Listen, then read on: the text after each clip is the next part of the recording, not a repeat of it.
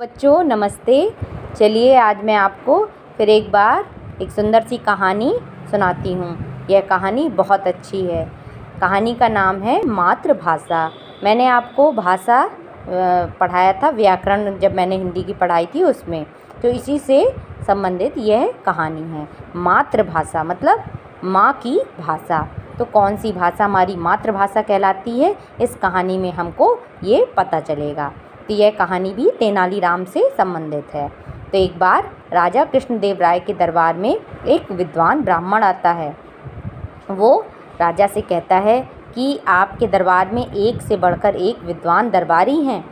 तो राजा भी बड़े खुश हो जाते हैं और तेनालीराम की ओर देखकर कहते हैं कि हाँ, हमें अपने दरबारियों की बुद्धिमत्ता पर गर्व है। तो फिर ब्राह्मण कहता है, तो क्या कोई दरबारी बता सकता है कि मेरी मातृभाषा क्या है?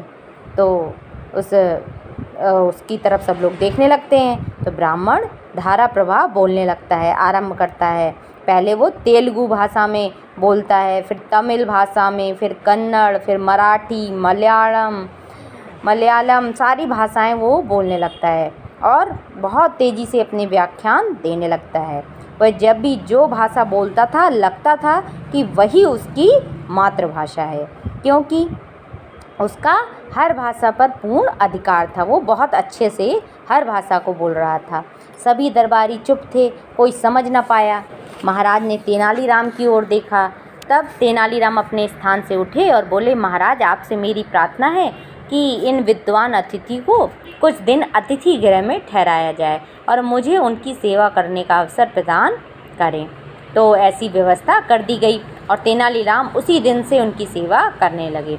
एक दिन जब अतिथि ब्राह्मण पेड़ के नीचे बैठे थे, एक वृक्ष के नीचे आसन लगाकर, तब वह आए तेनालीराम और उनके पैर छूने लगे तो धीरे से उनने उनके पैर में तेजी से कांटा चुभो दिया। तो पंडित जी दर्द से चिल्ला उठे। तमिल भाषा में चिल्लाया उन्होंने, अम्मा अम्मा, तो चिल्लाने लगे। तेनालीराम ने तुरंत वैद्य को बुलाया और उनका उपचार कराया। फिर अगले दिन जब विद्वान अतिथि महाराज के यहाँ गए दरबार में, तो उन्होंने कहा, महाराज आज चौथा दिन है, किसी ने नहीं बता पाया मेरी मातृभाषा क्या है।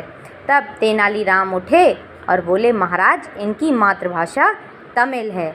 वाह वाह तेनालीराम, सभी लोग बोल पड़े। जो ब्राह्मण था वो भी बोल पड़े कि वाह वाह तुमने, लेकिन ये बताओ तुमने कैसे जाना कि ये मेरी मातृभाषा है?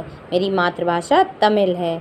तो हाथ जोड़ते हुए तेनालीराम ने कहा, हे आदरणीय अतिथि, आपके पाँव में जब मैंने कल कांटा चुभोया था तब आप तमिल भाषा में अम्मा अम्मा पुकार रहे थे। इसी से मैंने अनुमान लगाया कि आपकी मातृभाषा तमिल है, क्योंकि जब व्यक्ति किसी दुख, तकलीफ़ या संकट में होता है तो वह सब आडंबर छोड़कर अपनी मातृभाषा में माँ को या परमात्मा को याद करने लगता है।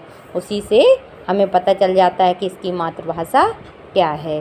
तो दरबारियों ने उनकी तेनालीराम की बहुत प्रशंसा की। तो प्यारे बच्चों, आपको समझ में आया कि मातृभाषा हम किसे कहते हैं?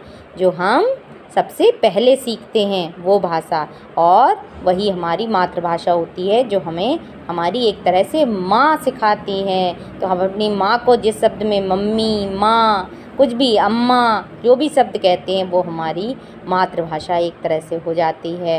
तो जब हम दुख में होते हैं, तकलीफ़ में होते हैं, तो हम किसको बुलाते हैं? अपनी माँ को बुलाते हैं। तो इसी से हमें पता चल जाता है कि हमारी मातृभाषा कौन सी है।